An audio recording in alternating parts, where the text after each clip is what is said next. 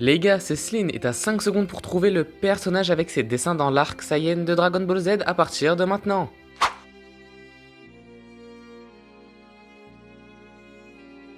Et c'était Vegeta, le prince des Saiyans. D'ailleurs, je lui ai fait une vidéo de sa carte Nîmes quand il est normal et quand il est sous sa forme Ozaru. Donc n'hésite pas à aller voir. Si tu l'as trouvé, tu peux t'abonner dès maintenant et si tu l'as pas trouvé, bah...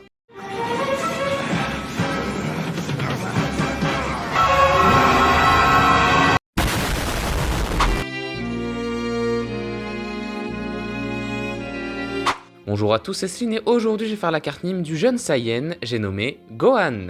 Et maintenant je ferai que des personnages de l'arc Freezer, en gros là je fais leurs cartes à chaque arc, mais plus les arcs avanceront et plus du coup leurs cartes évolueront. J'ai déjà fait l'arc Saiyan avec quelques films que j'ai placés dans cette tranche, et je vais me servir principalement des cartes FUT Ultimate Team pour faire leurs cartes. Mais c'est quoi une carte Nîmes ? C'est une carte FIFA, mais à la place des joueurs de foot, c'est les personnages de manga, et je les évalue sur 1000 en fonction de 6 critères, qui sont... La technique, la vitesse, la force, l'intelligence, les atouts. En mode les capacités et la personnalité. Pour commencer en technique, il a déjà toutes les techniques de ses anciennes vidéos, c'est-à-dire dans Dragon Ball Z, l'arc Saiyan. Donc si vous voulez savoir, allez les voir. Malheureusement, il n'a pas de nouvelles techniques. Et donc, en technique, il va garder sa note de 76. C'est pas ma faute! Tu crois que j'ai le temps d'apprendre une technique avec tout ce qui se passe là-bas? Wow, calme frère, hein. Personne te le reproche. Hein. Désolé, avec tous les événements de Namek, je suis un peu stressé. Normal gros, t'as à peine 6 ans. Normalement, tu devrais être en CP frère. Et toi, tu te bats contre un alien qui a 5 formes. Non, franchement, respect. Hein. Merci, t'es un bon.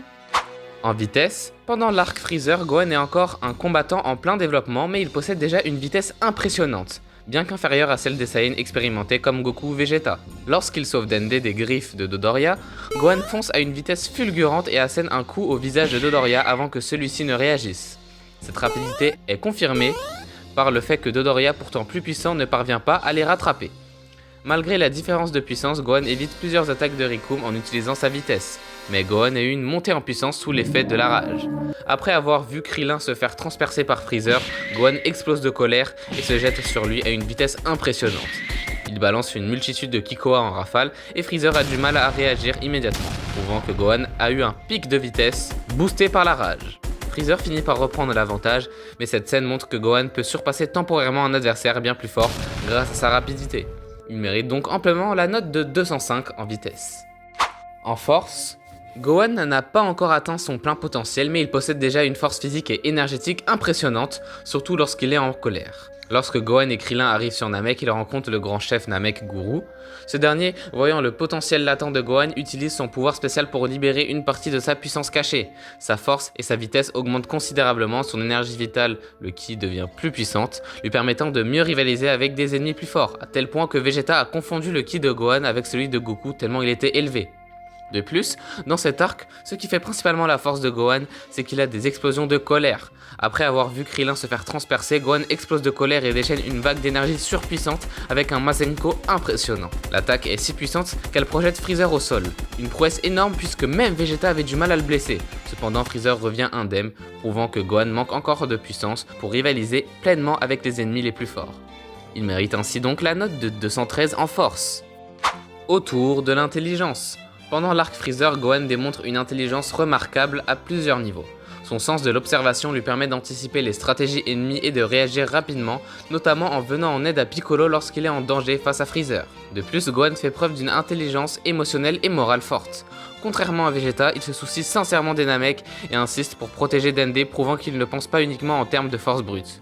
Il comprend aussi les enjeux stratégiques du combat, réalisant l'importance des Dragon Ball et de gagner du temps jusqu'à l'arrivée de Goku. Et il prend un 65 en intelligence. Après l'intelligence, c'est au tour des atouts. Il a déjà tous les atouts que j'ai dit dans ces dernières vidéos, donc si vous voulez savoir, allez les voir.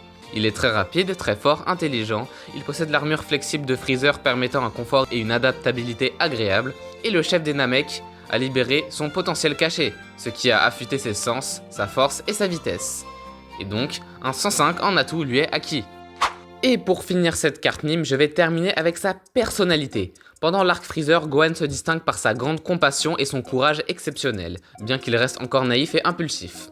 Contrairement à Vegeta qui agit par intérêt personnel, Gohan se bat par pur altruisme, comme lorsqu'il sauve Dende des griffes de Dodoria. Malgré son jeune âge, il fait preuve d'une détermination impressionnante, n'hésitant pas à affronter des adversaires beaucoup plus forts que lui, comme Riku ou Freezer lui-même, surtout lorsque ses proches sont en danger. Cependant, son manque d'expérience le pousse parfois à réagir sous l'émotion, notamment lorsqu'il attaque Freezer par colère après l'attaque sur Krillin. Au fil du combat, il commence à prendre conscience de la brutalité du monde qui l'entoure et apprend à suivre les stratégies des plus expérimentés, tout en conservant sa pureté et son idéal de justice.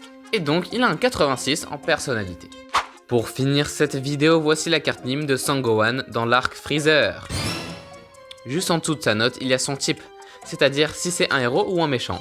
Donc ici c'est un héros qui est un enfant de 6 ans. Tout en bas à gauche, il y a sa nationalité, qui est les Saiyans métis, c'est-à-dire un Saiyan mi-humain, mi-terrien que j'ai représenté avec la moitié de la Terre et la moitié de la planète Vegeta. Tout en bas à droite, il y a son club qui est les Z-Fighters, que j'ai représenté avec le Z de Dragon Ball Z, et aussi sa ligue qui est au milieu et qui est Dragon Ball, le manga, que j'ai représenté avec une Dragon Ball. Et encore au-dessus, il y a ses caractéristiques. Tech pour technique, vite pour vitesse, fort pour force, INT pour intelligence, Ato pour atout les capacités, et PER pour la personnalité. Et il est en carte évolution, avec une note de 133 de général. Ah ouais, les mecs de 6 ans, si vous avez une carte comme ça, moi, je viens plus vous chercher. Et il a cette carte parce que la rareté des cartes dépend des niveaux des notes. Admirez ce chef-d'œuvre.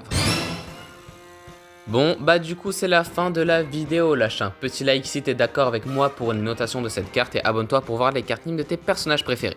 Et partage pour que la famille s'agrandisse. Dites-moi en commentaire si vous avez un petit frère ou une petite sœur. Moi j'ai les deux, et même un grand frère. Et donc on se retrouve pour une prochaine vidéo. Bye! Bueno. Pequeño Saiyajin, tienes una oportunidad.